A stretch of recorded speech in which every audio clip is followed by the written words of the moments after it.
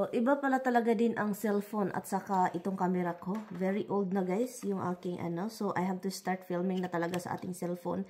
Kasi ang aking Canon na sobrang the best na vlogging camera, Canon Mark 7 G7X Mark II. Hindi na talaga siya katulad noon, no? Ano na siya, yung quality niya iba na, basta may mga quality na kasi akong nakikita sa ibang mga ano, kahit sa cellphone maganda ang quality. Pero sa itong cellphone na ito, I think this is only good for picture na. Cellphone, even sa picture, ang cellphone is the best. Pero, ano, ginawa ko, nagsayang. So, si Tami umalis, papunta siyang, hindi pa nga ako naligo. May ligo ko, guys. Itong buhok ko kasi, every time na mag-wash ako, hindi ko siya binabasa, guys. Kasi, ang buhok ko is na-notice ko, maganda yung buhok ko pagdating ko galing Pilipinas. Kasi naka-reband, and also yun siya. Maganda. So, ngayon, dahil ligo tayo, and din mainit yung tubig, lalo na kapag maginaw. Dito, ang ginaw na ngayon. So, mainit yung tubig. So, umalis si Tami dito mga 5, I think. Almost 5 o'clock siya umalis. Yun na nga, sobrang dry yung buhok ko. Yan, kailangan ko siyang iligo. At saka yung castor oil, guys, gusto kong ilagay sa aking scalp. And then, i-massage ba? Kasi malaking ano, yun na yung nilagay ko sa mukha ko. Pero, hopefully, hindi mag-break out ang aking mukha, magka-pimples ba, kasi every time na may bago akong i-apply sa aking mukha, mag-pimples talaga siya. Ito, pimple ito, kasi po, dito din, may pimple ako dito. I think because meron magkaroon tayo, no? Ganyan, man. Alam nyo ba, buti na lang na, ano siya, yung hindi si Tami umayaw na uwi ako ng Pilipinas. At, yun, di ba kakarating ko lang few months ago. And sabi ko sa kanya, gusto kong umuwi. Matanda na ako. And then matanda na yun din yung mga tumatanda na yung mga nasa pamilya ko doon sa Pinas. So gusto kong umuwi. So hindi siya umayaw. At yun yung pinakagusto ko talaga sa kanya kasi hindi siya yung taong wag. Kasi kakarating mo lang. Ganun. Hindi siya ganun, guys. Sabi ko sa kanya, don't worry, I will try my best to magkuripot.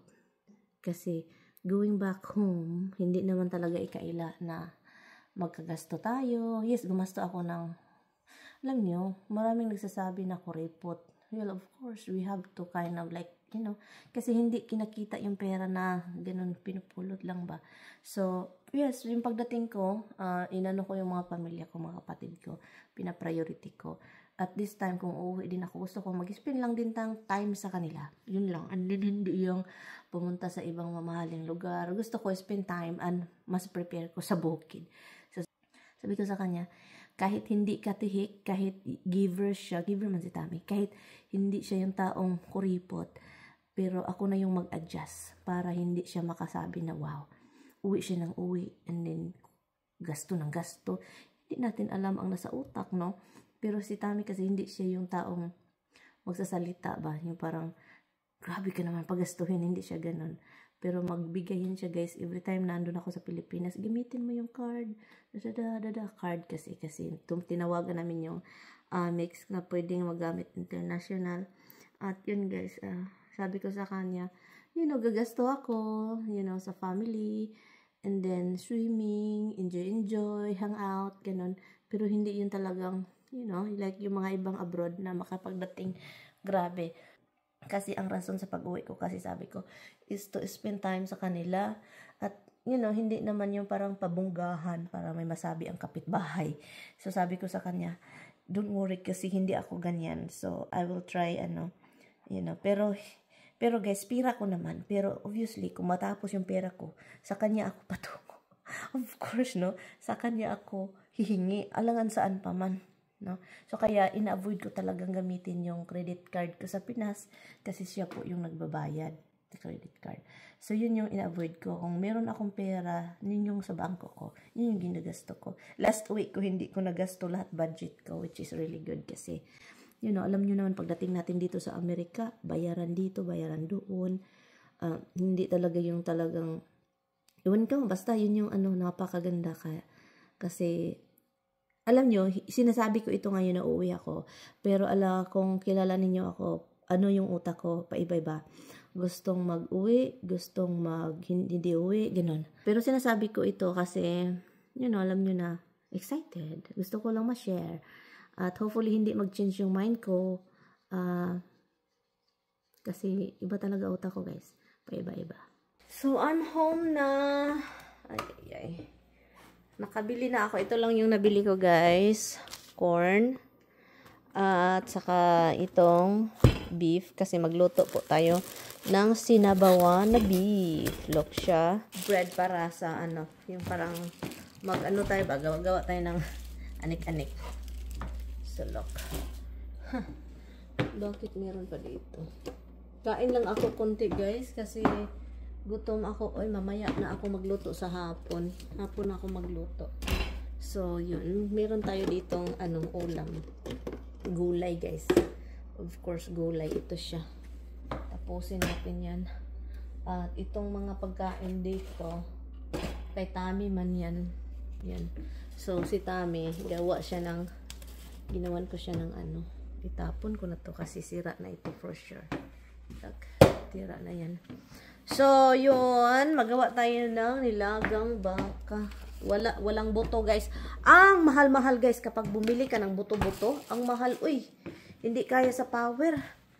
$9 per pound. Oh my goodness. So, karne na lang yung ano ko. Karne.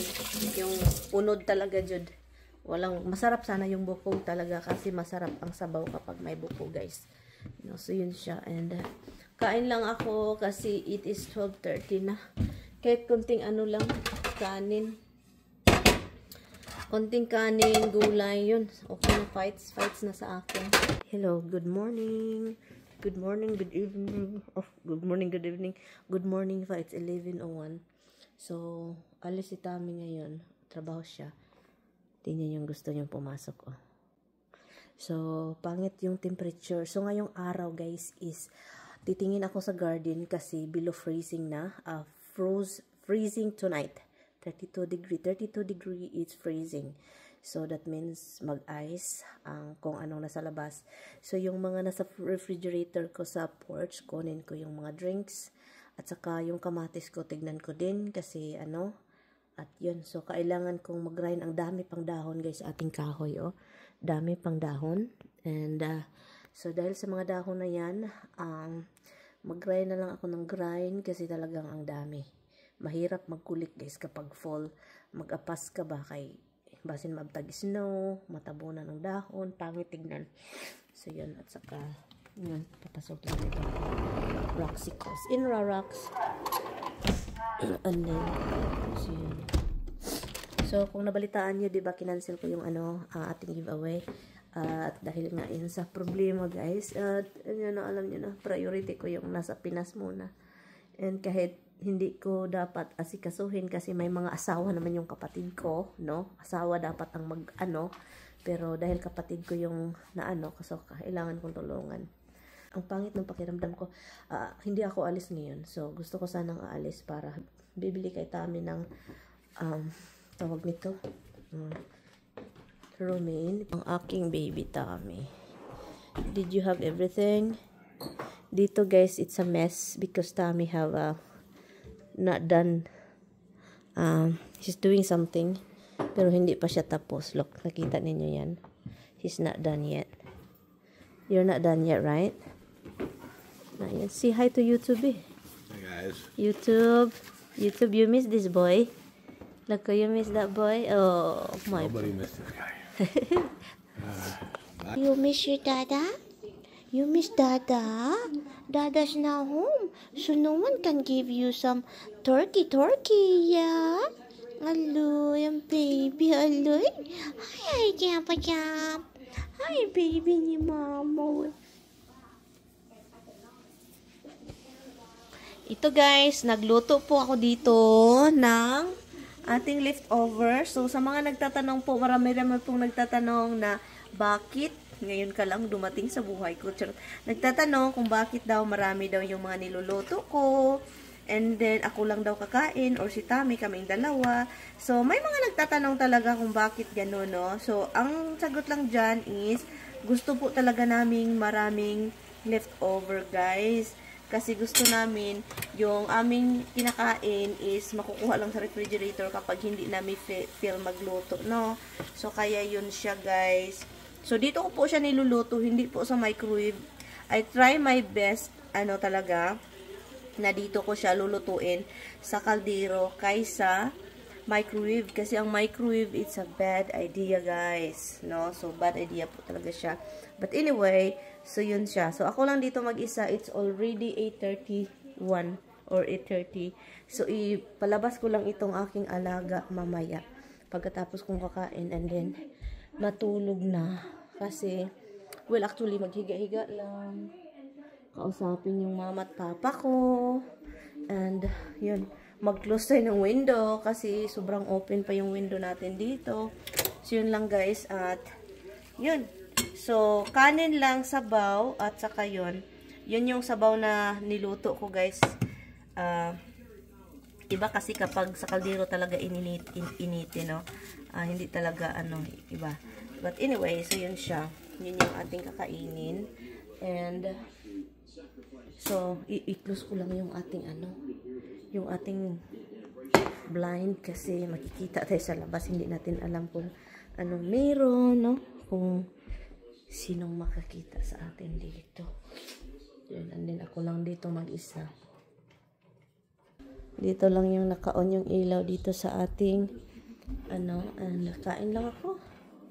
Yan, kain lang. Simple. Madali ang luto lang. Okay. Kain, guys.